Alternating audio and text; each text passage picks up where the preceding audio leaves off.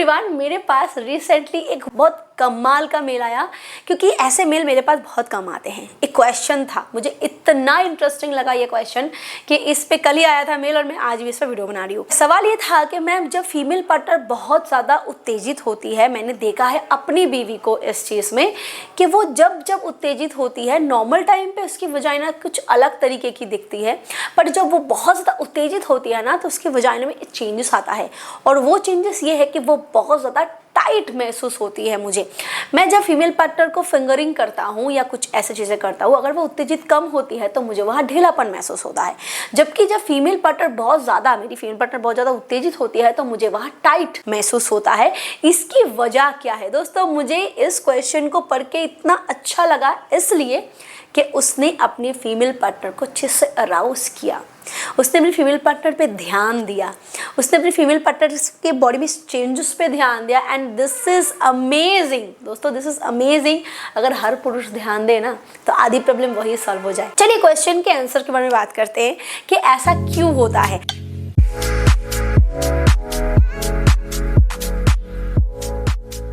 सिर्फ इन्होंने नहीं, बहुत से और भी पुरुष हैं जिन्होंने भी इस चेंजेस को महसूस किया है कि वो जब फीमेल पार्टनर उनकी बहुत ज्यादा अराउज होती है तो वो उसके योनि को बहुत ज्यादा टाइट महसूस करते हैं। इसकी वजह यही होती है कि जब आप बहुत ज़्यादा उत्तेजित होते हो या फिर आप सोचते भी हो फिजिकल होने के बारे में, तो आपका जो ढीले ढाले ऐसे लटके हुए आपके ऑर्गन है वो बिल्कुल ऐसे टाइट हो जाता है, ऐसे खड़ा हो जाता है होता है ना।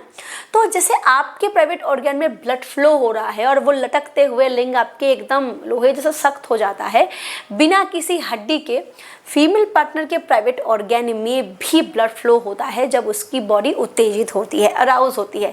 ब्लड फ्लो बढ़ने की वजह से क्या होता है, जो भी पेल्विक एरिया होता है, योनि के आसपास का हिस्सा होता है, वो बहुत ज़्यादा सेंसिटिव होता है और वहाँ पे ब्लड फ्लो होने की वजह से जो मसल्स होते हैं, योनि के आसपास के जो मसल्स होते हैं, उसमें ब्लड फ्लो बढ़ता है और उसमें सूजन आती है, वो ऐसे फूल जाता है। और ये वो फूलना नहीं है जो दर्द वाला होता है, अपने चाटा लगा दिया तो गाल फूल गया, वो नहीं। ब्लड फ्लो होने की वजह से योनि के आसपास का जो हिस्सा होता है, यानी कि वजाइनल वॉल का जो बाहर का हिस्सा होता है, जो नॉर्मली ऐसे सिकुड़ के रहता है एकदम किशमिश की तरह, उसमें ब्लड फ्लो होने की वजह से वो फूलता है और जिसकी वजह से वो टाइट होता है। अगर आपने आज तक इस पे ध्यान नहीं दिया तो नॉर्मली अगर आप इस पे ध्यान दो तो आप इसको महसूस कर सकते हो। ब्लड फ्लो होने की वजह से क्या होता है, जो वजाइनल कैनल है वो बाहर से जब वो फूल रहा है तो वो अंदर से दबता है, ऐसे दब जाता है, जिसकी वजह से जब पेनिट्रेट करते हो तो आपको टाइटनेस महसूस होती है। और एक्सपर्ट्स ये बताते हैं, इसीलिए जिनका नॉर्मल डिलीवरी हुआ है या फिर जो रेगुलर बेस पे फिजिकल होते हैं, उनकी फीमेल पार्टनर का अच्छे से अराउज होना ज़रूरी है। क्योंकि जब एक फीमेल पार्टनर अच्छे से अराउज होती है तो उसकी बॉडी में ब्लड फ्लो बहुत बेहतरीन होता है, जिसकी वजह से ब्लड फ्लो होने की वजह से फीमेल पार्टनर का जो वजाइना है वो बहुत ज़्यादा टाइट वो महसूस करते हैं और प्लेजरेबल सेक्स को अचीव करने में बहुत ज़्यादा मदद करता है। And second thing, female partner lube भी काफ़ी अच्छी तरीके से पास करते हैं, जिसकी वजह से वो स्लिपरी होता है। और थ्रू आउट योर जर्नी, यानी कि आप 10 मिनट कर रहे हो, 15 मिनट कर रहे हो, आधा घंटा कर रहे हो, आधा घंटा पेनिट्रेशन की बात नहीं कर रही हूँ, काफ़ी सारे कपल ऐसे होते हैं जो पहले एक पोजीशन को ट्राई करते हैं, थोड़ा सा ट्राई कर लिया, फिर फोरप्ले में इन्वॉल्व होते हैं।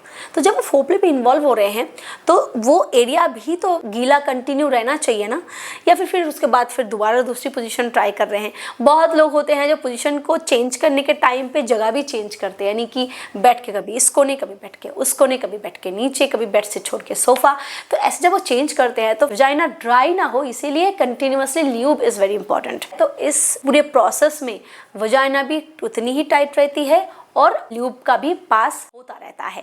इसीलिए मैं उन सारे पुरुषों से कहना चाहूँगी जो प्लेजरेबल सेक्स चाहते हैं, वो हमेशा अपनी फीमेल पार्टनर को अच्छे से अराउज करें। अगर कोई भी दिक्कत है आपके फीमेल पार्टनर के शरीर में तो उस पर आँख ना हटाए, किसी और के बारे में ना सोचें, जो सपाट आई मीन टू से के प्रॉब्लम पे फोकस करें। यानी कि अगर आपकी फीमेल पार्टनर को ऐसा प्रॉब्लम है कि वो सेक्स नहीं करना चाह रही है, उत्तेजित कम होती है, पहले ऐसा नहीं था, वो हो रहा है, तो हो सकता है किसी भी रीज़न से उसके शरीर में जो सेक्स हार्मोन है वो डिक्रीज़ हो रहा है या फिर हो चुका है, वो जानबूझ के नहीं कर रही है, उसकी बॉडी में है ही नहीं वो भूख।